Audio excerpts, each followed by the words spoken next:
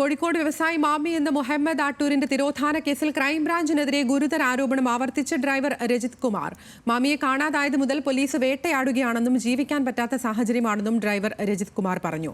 കേസിൽ അന്വേഷണം പുരോഗമിക്കെ രജിത്തിനെയും ഭാര്യയും കാണാതായിരുന്നു. കേസിൽ രജിത് കുമാറിനെയും ഭാര്യയും വീണ്ടും ചോദ്യം ചെയ്യാനുള്ള തയ്യാറെടുപ്പിലാണ് അന്വേഷണ സംഘം.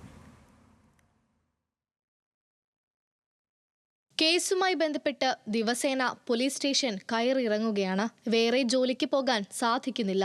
രാവിലെ 4 മണിക്ക് ഗേറ്റ് ചാടിക്കടന്ന് പോലീസുകാർ വീട്ടിലെത്താറുണ്ട്. ലോക്കൽ പോലീസ് അത്രയും ബുദ്ധിമുട്ടിച്ചിട്ടുണ്ട്. ക്രൈംബ്രാഞ്ച് 3-4 തവണ വിളിപ്പിച്ചു. മാമിയെ കാണാതായത് മുതൽ പോലീസ് വേട്ടയാടുകയാണെന്നാണ് രജിത്തിന്റെ ആരോപണം.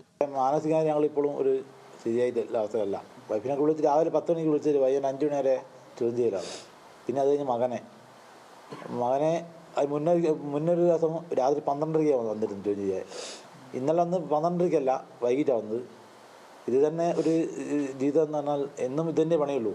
ഞങ്ങൾക്ക് വേറെ ജോലിയില്ല. രാവിലെ എണീറ്റാൽ പോലീസ് സ്റ്റേഷനിൽ പോവുക. ഞങ്ങളെന്താ ചെയ്യേണ്ടത്?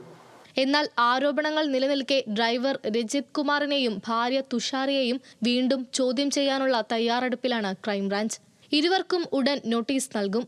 രജിത്തിന്റെയും ഭാര്യയുടെയും മൊബൈൽ ഫോൺ 7-ാം തീയതി ക്രൈംബ്രാഞ്ച് കസ്റ്റഡിയിലെടുത്തിരുന്നു. ഫോണുകളുടെ ശാസ്ത്രീയ പരിശോധനാ ഫലത്തിന്റെ അടിസ്ഥാനത്തിൽ ഇരുവരെയും വിശദമായ ചോദ്യം ചെയ്യലിന് വിധേയമാക്കാനാണ് ക്രൈംബ്രാഞ്ച് നീക്കം. 2023 ഓഗസ്റ്റ് 21-നാണ് മാമിയെ കാണാതായത്. മൊബൈൽ ഫോൺ കേന്ദ്രീകരിച്ച് നടത്തിയ അന്വേഷണത്തിൽ 22-ന് ഉച്ചവരെ അത്തോളിപ്പറമ്പത്ത് തലക്കുളത്തൂർ ഭാഗത്തുള്ളതായി കണ്ടെത്തിയിരുന്നു. അന്വേഷണത്തിന്റെ ഭാഗമായി 147 പേരെ ചോദ്യം ചെയ്തു.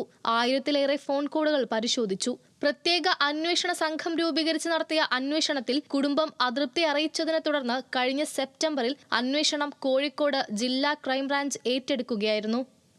ന്യൂസ് മലയാളം, കോഴിക്കോട്.